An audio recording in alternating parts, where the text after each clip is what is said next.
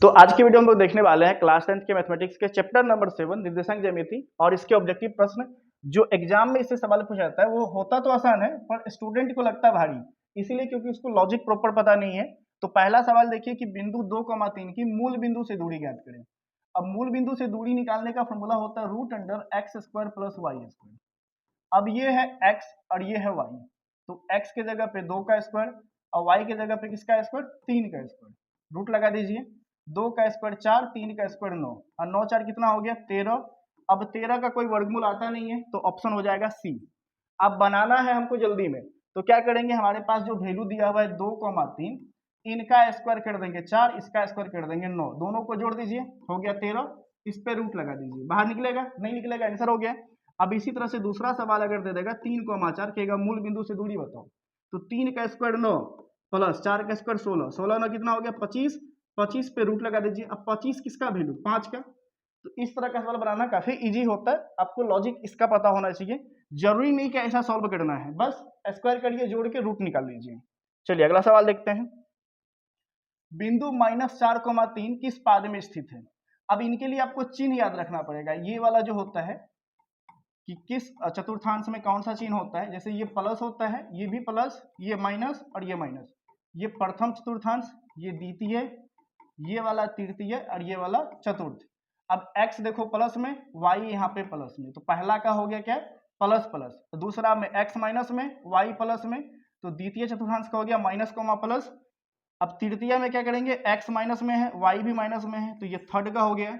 Fourth में देखो क्या है, x प्लस में y माइनस में, तो प्लस माइनस। अब सवाल में क्या पूछा है, यहाँ पे देखिए माइनस है और यहाँ पे कुछ नहीं तो प्लस है।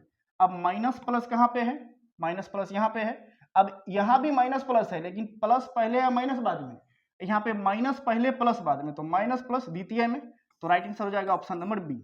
अब ये याद रहेगा तो आप इस टाइप के सवाल को बना सकते हैं। अगला सवाल देखते हैं। अब इसमें कोटि का मान पूछा है, तो याद रखिएगा कि x को भुज कहते हैं, x को भुज और y को कोटि कहते हैं। तो ये है x का वैल्यू और ये है y का वैल्यू। आपसे क्या पूछा है कोटि, तो y को कोटि कहते हैं, तो कोटि कितना हो गया -3, ऑप्शन इसका सी सही है। अगला सवाल है, दो बिंदु a और b दिया है, इसका बीच का दूरी निकालना है।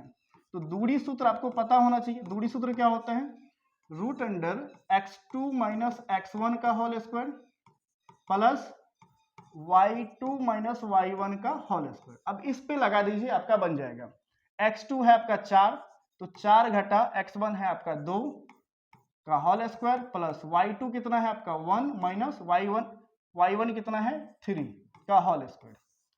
अब यहाँ पे माइनस करिए, 4 में से 2 गया कितना बचा 2 का स्क्वायर, 1 में से 3 गया कितना बचा -2 का स्क्वायर। इसके बाद क्या होगा, 2 का स्क्वायर कितना 4, अब -2 का स्क्वायर भी 4 होगा प्लस में, 4 4 कितना हो गया 8।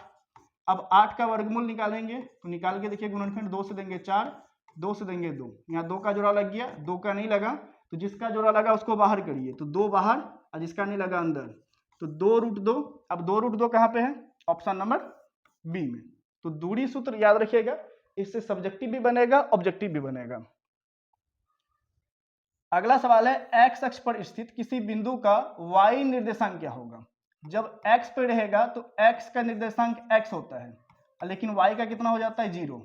अब इसी का उल्टा अगर y पे रहेगा तो इस समय x का वैल्यू 0 होगा और y का वैल्यू y होता है। तो x अक्ष पे पूछा है तो y का वैल्यू कितना हो जाएगा 0, ऑप्शन बी सही है। बिंदु x1 y1 और x2 y2 को मिलाने वाले रेखाखंड के मध्य बिंदु का नियामक क्या होगा। अब यहाँ पे मध्य बिंदु पूछा है और दो बिंदु हमें दे दिया है। अभी ये तो सिर्फ x y में दिया है, कई बार सवाल में रहेगा यानी कि नंबर में रहेगा। तो मध्य बिंदु का फॉर्मूला होता है x1 + x2/2 y1 + y2/2। अगर नंबर में सवाल रहेगा तो इस वैल्यू पे इस फॉर्मूला पे बैठा दीजिए, बन जाएगा। अब ऐसा कहाँ पे है, ऑप्शन नंबर ए में, x1 + x2/2 y1 + y2/2, तो राइट आंसर है ऑप्शन नंबर ए। चलिए अगला सवाल देखते हैं। बिंदु -3 - 5 किस पाद में स्थित है, यानी कि किस चतुर्थांश में है। तो दोनों माइनस है और दोनों माइनस होगा थर्ड में, कहाँ पे थर्ड में, तो ऑप्शन सी सही है। y अक्ष से बिंदु 3,5 की दूरी क्या होगी। अब इसको समझने के लिए ऐसे समझो, ये है x एक्सिस, ये है y एक्सिस, वैल्यू है 3,5, तो x का वैल्यू 3 है, तो x यहाँ पे मान के चलिए 3 है, और y का वैल्यू यहाँ पे मान के चलिए 5 है, तो ये दोनों यहाँ पे मिला। अब आपसे पूछा है कि y अक्ष से दूरी, y अक्ष से दूरी ना, तो y अक्ष से दूरी क्या होगा, y अक्ष से अगर ये दूरी निकाले तो ये होगा x का वैल्यू, तो y से पूछेगा तो x बताना है, ठीक है, और x से पूछेगा तो y बताना है, तो y से होगा 3, ऑप्शन इसका बी सही है। चलिए, मूल बिंदु के निर्देशांक क्या होते हैं, तो 0 0 होता है, ये तो आपको सिंपल याद रखना है कि मूल बिंदु क्या होता है, 0 0। बिंदु AB और माइनस AB के बीच की दूरी क्या होगा, फॉर्मूला लगा दीजिए दूरी सूत्र का। दूरी सूत्र का फॉर्मूला क्या लगाओगे, x2 माइनस x1 का whole square plus y2 minus y1 का whole square.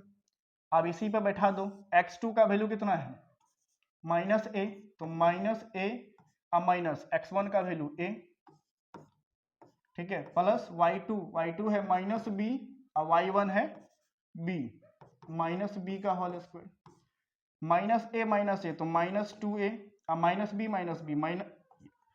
Minus 2b, sorry इसको ब्रैकेट में रखो, अभी स्क्वायर हमने किया नहीं है, ये स्क्वायर है, ठीक है, माइनस 2a का स्क्वायर हो जाएगा 4a स्क्वायर और माइनस 2b का स्क्वायर हो जाएगा 4b स्क्वायर, माइनस का स्क्वायर प्लस हो जाएगा क्योंकि दो बार जब माइनस गुना होगा तो प्लस होता है।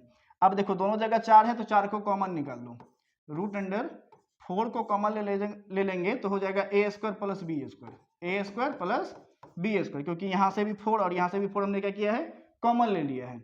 अब 4 का जो वर्गमूल होगा कितना हो जाएगा 2 हो जाएगा, तो रूट में क्या बचा a square plus b square. अब देखो ऑप्शन कहाँ पे है, तो ये वाला ऑप्शन कहाँ पे है आपका, ऑप्शन नंबर बी में।